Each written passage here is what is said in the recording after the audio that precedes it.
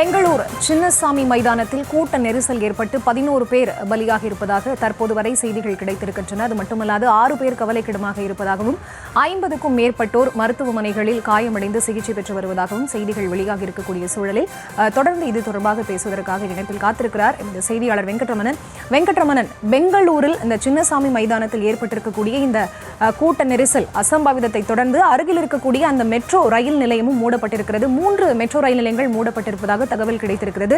என்னென்ன 3 மெட்ரோ ரயில் நிலையங்கள் மூடப்பட்டிருக்கின்றன? இந்த வெற்றி விழாவை காண்பதற்காக அண்டை மாநிலங்களில் இருந்து பல்வேறு பகுதிகளில் இருந்தும் கூட ரசிகர்கள் வந்திருப்பார்கள். அவர்கள் வீடு திரும்புவதற்கு என்ன ஏற்பாடுகள் அப்போ செய்யப்பட்டிருக்கு வெங்கட்ரமணன்? சின்னசாமி மைதானத்தை சுற்றி இருக்கக்கூடிய சாலைகள் முழுவதுமே ரசிகர்கள் அதிக அளவு கூறியிருக்கிறார்கள். 11 பேர் உயிரிழந்திருக்கிறார்கள் என்கின்ற சம்பவம் கேட்டு ஒரு சில பொதுமக்கள் அச்சத்தின் மிகுதியின் காரணமாக அந்த இடத்துல இருந்து வெளியே போகணும் அப்படின்னு ஒரு முயற்சி செய்து வருகிறார்கள். இந்த நிலையில அங்கு அருகே இருக்கக்கூடிய மெட்ரோ நிலையங்களிலும் அதிக அளவு பொதுமக்கள் கூடியிருக்கிறார்கள். அந்த மெட்ரோ நிலையங்களில் எந்த விதமான அசம்பாவிதங்களும் ஏற்பட்டு விடக்கூடாது என்பதற்காக அந்த மைதானத்தை சுற்றி இருக்கக்கூடிய 5 மெட்ரோ ரயில் நிலையங்கள் தற்பொழுது மூடப்பட்டிருக்கிறது. குறிப்பாக சின்னசாமி மைதானத்தை சுற்றி இருக்கக்கூடிய central college, Vidhana Soudha, Cubbon park, MG road, டிஸ்னி மெட்ரோ உள்ளிட்ட 5 மெட்ரோ ரயில் நிலையங்களை தற்காலிகமாக மூடியிருப்பதாக தகவல்கள் கிடைக்கப்பட்டிருக்கிறது. ஏன்னா பொதுமக்கள் மீண்டும் அந்த ஒரு சில அச்சத்தின் மிகுதியின் காரணமாக மெட்ரோ ரயில் நிலையங்கள்ல கூட்ட நெரிசல் ஏற்பட்டு விடக்கூடாது என்பது முன்னெச்சரிக்கை நடவடிக்கைகள் காரணமாக 5 மெட்ரோ ரயில் நிலையங்கள் மூடப்பட்டிருப்பதாக தகவல்கள் கிடைக்கப்பட்டிருக்கிறது. அந்த சின்னசாமி மைதானம் மற்றும் அதனை சுற்றி இருக்கக்கூடிய 5 மெட்ரோ ரயில் நிலையங்கள் மூடப்பட்டிருக்கிறது. பொதுமக்கள் முதல்ல அந்த சாலை பகுதி இருக்கக்கூடிய பிரதானமாக அந்த மைதானத்தை சுற்றி இருக்கக்கூடிய சாலைகள்ல இருந்து ஒரு சில கிலோமீட்டர் ஒரு கிலோமீட்டர் தூரமாக நடந்து சென்று அவர்கள் மாற்று வழியில் வெளியே செல்வதற்கான ஏற்பாடுகள் என்பது அந்த இடத்தில் செய்யப்பட்டிருக்கிறது. மாநில அரசின் சார்பாக பேருந்துகள் ஏற்பாடு செய்யப்பட்டிருக்கிறது. அந்த மாநில அரசின் சார்பாக ஏற்பாடு செய்யப்பட்டிருக்கக்கூடிய பேருந்துகள் மூலியமாக இந்த பகுதியில் இருந்து பொதுமக்கள் வெளியே அப்புறப்படுத்துவதற்கான பணிகள் என்பது தற்போது ஈடுபட கொண்டிருக்கிறார்கள். எனவே பொதுமக்கள் ஏற்கனவே மைதானத்தை சுற்றி 11 பேர் உயிரிழந்திருக்கக்கூடிய ஒரு சூழ்நிலையில் முன்னெச்சரிக்கை நடவடிக்கையாக மைதானத்தை சுற்றி இருக்கக்கூடிய 5 மெட்ரோ ரயில் நிலையங்கள் central college, Vidhana Soudha, Cubbon park, MG road, டிஸ்னி மெட்ரோ உள்ளிட்ட 5 மெட்ரோ ரயில் நிலையங்கள் முன்னெச்சரிக்கை காரணமாக மூடப்பட்டிருக்கிறது. தொடர்ந்து அந்த இடத்துல பொதுமக்கள் பாதிக்கப்பட்டுக் கொண்டிருக்கிறார்கள், ரசிகர்கள் பாதிக்கப்பட்டுக் கொண்டிருக்கிறார்கள், அவர்கள் மயக்கமடைந்து கொண்டிருக்கிறார்கள். இந்த நிலையில அந்த ஒரு சில பேர் அந்த மெட்ரோ ரயில் நிலையம் உள்ளே இருக்கக்கூடிய அந்த மெட்ரோ ரயில் நிலைய உள்ளேயும் அவர்கள் முண்டியடித்து செல்லக்கூடிய காட்சிகளை நம்மளால பார்க்க முடிகிறது. இந்த மெட்ரோ ரயில் நிலையத்திற்குள்ளேயும் பொதுமக்களுக்கும் ரசிகர்களுக்கும் யாருக்கும் எந்த விதமான பாதிப்பும் ஏற்பட்டு விடக்கூடாது என்பதற்காக தான் 5 மெட்ரோ ரயில் நிலையங்களும் தற்பொழுது மூடப்பட்டிருக்கிறது. முதல்ல அந்த மெட்ரோ ரயில் நிலையிலிருந்து பொதுமக்களையும் ரசிகர்களையும் பாதுகாப்பாக வெளியேற்றக்கூடிய பணிகள்ல காவல்துறை ஈடுபட்டுக் கொண்டிருக்கு. ஆனால் மெட்ரோ ரயில் ஏற்கனவே மைதானத்தை சுற்றி இருக்கக்கூடிய பகுதிகளில் ரசிகர்கள் கட்டிக்கடங்காத ஒரு சூழ்நிலை காரணமாகத்தான் 11 பேர் உயிரிழந்திருக்கிறார்கள். இந்த நிலையில அச்சத்தின் மிகுதியின் காரணமாக பொதுமக்கள் அருகே இருக்கக்கூடிய மெட்ரோ ரயில் நிலையங்கள் ரயிலின் மூலியமாக மற்ற பகுதிகளுக்கு செல்ல முயற்பட்டிருக்கிறார்கள். மெட்ரோ ரயில் நிலையங்களிலும் கட்டுக்கடங்காத கூட்டம் ஏற்பட்டிருப்பதன் காரணமாக தற்பொழுது 5 மெட்ரோ ரயில் நிலையங்கள் மூடப்பட்டிருக்கிறது. மெட்ரோ ரயில் நிலைய சூழ்ந்திருக்கக்கூடிய ரசிகர்கள் மற்றும் பொதுமக்களை காவல்துறையினர் அமைதியாகவும் பொறுமையாகவும் அங்கிருந்து வெளியேறுமாறு ஒரு அறிவுறுத்தல்கள் வழங்கப்பட்டிருக்கு. ஏன்னா மெட்ரோ ரயில் நிலையங்களுமே ரசிகர்கள் மிகுந்த அதிக அளவு ரொம்ப இருக்கிறாங்க.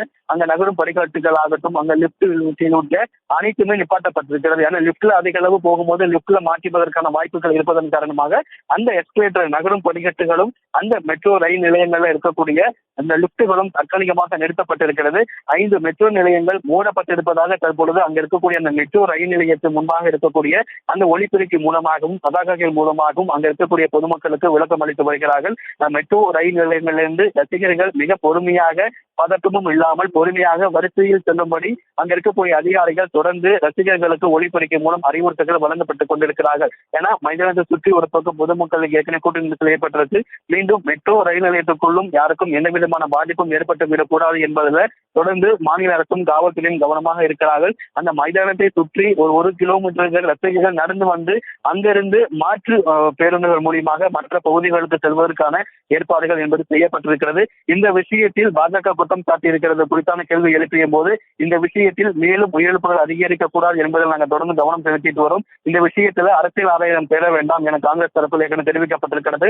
தொடர்ச்சியாக பாதிக்கப்பட்ட மக்களுக்கு முன்னுரிமை அடிப்படையில் தொடர்ந்து அந்த பணிகளை மேற்கொள்வதற்கான மருத்துவமனை தரப்பில் அறிவுறுத்தல்கள் வழங்கப்பட்டிருப்பதாக கர்நாடகாவுடைய துணை முதலமைச்சர் தெரிவித்திருக்கிறார். இந்த நிலையில் மருத்துவமனையில் இந்த கூட்ட நெரிசலில் சிக்கி மருத்துவமனையில பாதிக்கப்பட்டிருக்கக்கூடிய நபர்களை கர்நாடகாவுடைய முதலமைச்சர் சித்தராமையா மற்றும் துணை முதலமைச்சர் டி கே சிவகுமார் உள்ளிட்டோர் நேரடியாக சென்று பார்வையிட இருக்கிறார்கள். உயிரிழந்த விவரங்கள் தொடர்ந்து சேகரிக்கப்பட்டு வருகிறது. உயிரிழந்த நபர்களின் குடும்பங்களுக்கு தகவல்கள் கொடுக்கப்பட்டிருக்கிறது.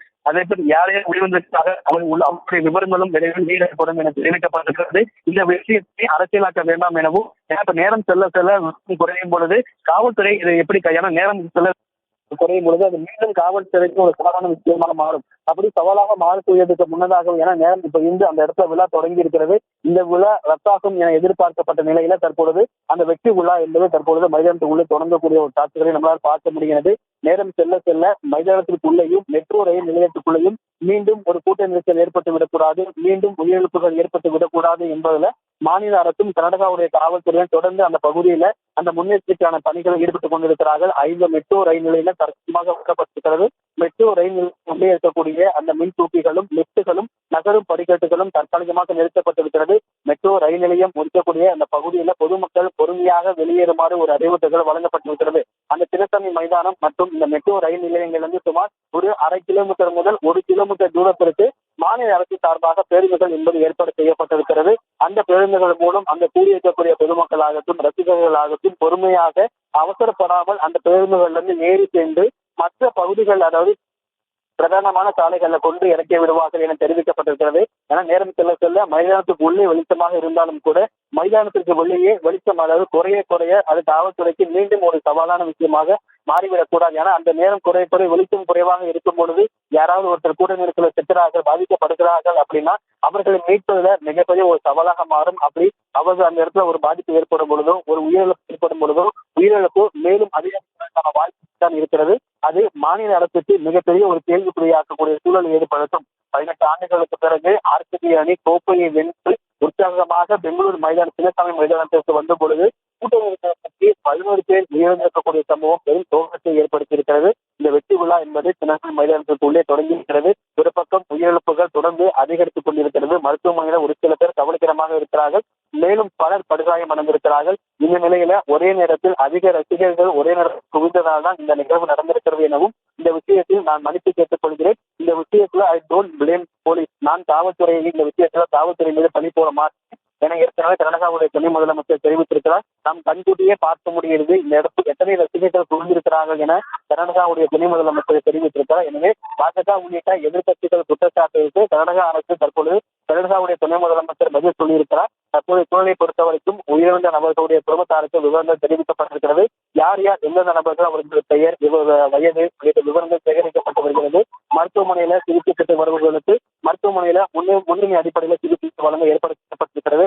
தற்போதைய சூழலை பொறுத்தவரைக்கும் அந்த மைதானத்தை சுற்றி இருக்கக்கூடிய பகுதிகளில் அந்த ரசிகர்கள் அது உள்ள இருக்கக்கூடிய வீரர்களை மறுபடியும் மைதானத்திலிருந்து அவங்க தங்கியிருக்கக்கூடிய அறைக்கு கொண்டு செல்வது மீண்டும் காவல்துறைக்கு ஒரு மிகப்பெரிய ஒரு சவாலாகத்தான் இருக்கு. இப்படி மாநில அரசும் காவல்துறையினும் இதனை எப்படி கையாள போகுது? ஏன்னா அந்த இடத்துல இருட்டு போன அதான் வெளிச்சம் குறைவாக இருக்கிறது. இது போன்ற ஒரு சூழலை மாநில அரசும் காவல்துறையினும் எப்படி இந்த சூழலை கையாள போகிறார்கள், மேலும் உயிரிழப்பு அதிகரிக்காமல் எப்படி இந்த சூழ்நிலையை கட்டுக்குள் கொண்டு வர போகிறார்கள் அப்படிங்கிறதா மிகப்பெரிய ஒரு கேள்விக்குறியாக இருக்கிறது.